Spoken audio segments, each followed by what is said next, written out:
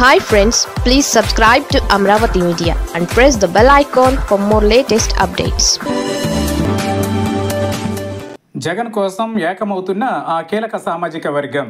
గత ఎన్నికలలో వైసీపీకి కేవలం 11 స్థానాలు మాత్రమే వచ్చాయి. అంటే జగన్ పార్టీపై జనంలో ఎంత అసంతృప్తి ఉందో ఇట్టే అర్థమవుతుంది. జగన్ పార్టీ ఓటమికి అనేక కారణాలు ఉన్నప్పటికీ గత ఎన్నికలలో చివరకు జగన్ సొంత సామాజిక వర్గమైన రెడ్డి సామాజిక వర్గం కూడా దూరమైంది. దీనికి అనేక కారణాలు ఉన్నాయి.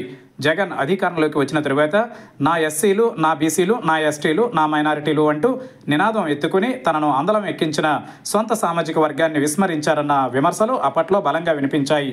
కాంట్రాక్టులు, పదవుల పంపకాల్లోనూ వారిని పక్కన పెట్టడంతో ద్వితీయ శ్రేణి నేతలందరూ జగన్కు గత ఎన్నికలలో దూరమయ్యారు. గ్రామాలలో బలంగా ఉన్న ఒక సామాజిక వర్గం దూరం అవ్వడానికి జగన్ చేజేతులా చేసుకున్నదేనని అందరూ అంగీకరించే విషయమే.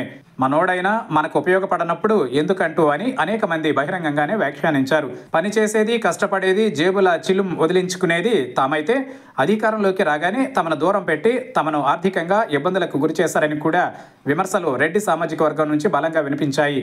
ఎంతలా అంటే కనీసం కాంట్రాక్ట్ బిల్లులు కూడా తమకు చెల్లించకుండా ముప్పతిప్పలు పెట్టారని, చంద్రబాబు సర్కార్లోనే తమకు న్యాయం జరిగిందని కొందరు బహిరంగంగానే వ్యాఖ్యానించారు. అందుకే అధికారంలో ఉన్నప్పుడే అనేక మంది ఆ సామాజిక వర్గం నేతలు దూరమయ్యారు. పోలింగ్ బూతుల వద్ద పట్టించుకోలేదు, ప్రచారంలో పెద్దగా పాల్గొనలేదు. జనాన్ని పోగేసుకోవడానికి గత ఎన్నికలలో పోటీ చేసిన అభ్యర్థులు ఎంతో ఖర్చు చేయాల్సి వచ్చింది. గత ఎన్నికలలో జగన్కు పట్టున్న రాయలసీమ జిల్లాల్లోనూ వైసీపీని సింగిల్ డిజిట్కే పరిమితం చేశారంటే అది రెడ్లు కొట్టిన దెబ్బేనని జగన్ కూడా అంగీకరిస్తున్నారు. రెడ్డి సామాజిక వర్గానికి చెందిన ఏ నేత పనిచేయకపోవడం వల్లనే కడప జిల్లాలో కూడా 3 సీట్లు మాత్రమే దక్కాయన్నది కాదనలేని వాస్తవం. కడప, కర్నూలు, అనంతపురం, చిత్తూరు జిల్లాలలో రాజకీయాలను రెడ్డి సామాజిక వర్గం శాసిస్తుంది.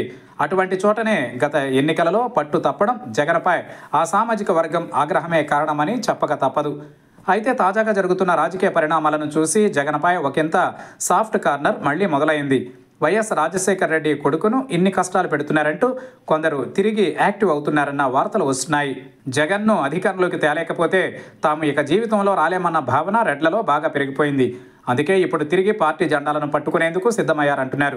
కష్ట సమయంలో అండగా ఉండేందుకు సిద్ధమయ్యారన్న వార్తలు కొంత ఊరట కలిగిస్తున్నప్పటికీ జగన్ వైఖరిలో ఈసారైనా మార్పు వస్తుందా రాదా అన్న భయం మాత్రం వారిలో అక్కడక్కడ కనిపిస్తుందంటున్నారు. వరుసగా పార్టీ నేతలను విడిపోయేలా చేయడంలో ప్రత్యర్థులు సక్సెస్ కావచ్చు, కానీ గ్రౌండ్లో గ్రిప్ తిరిగి పెంచుకుంటామన్న ధీమా వైసీపీ నేతల్లో కనిపిస్తోంది.